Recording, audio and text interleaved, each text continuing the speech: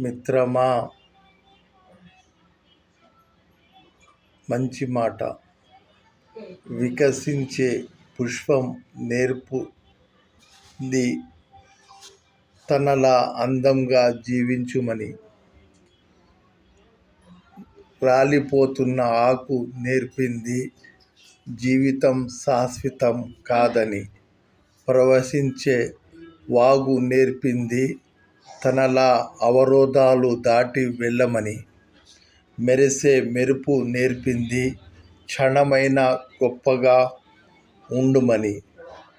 నోరు మంచిదైతే ఊరు మంచిదవుతుంది. ఎదుటి వారిని స్నేహితుల్ని చేసుకోవాలన్నా, శత్రువులని చేసుకోవాలన్నా అది మన మాట బట్టి ఉంటుంది.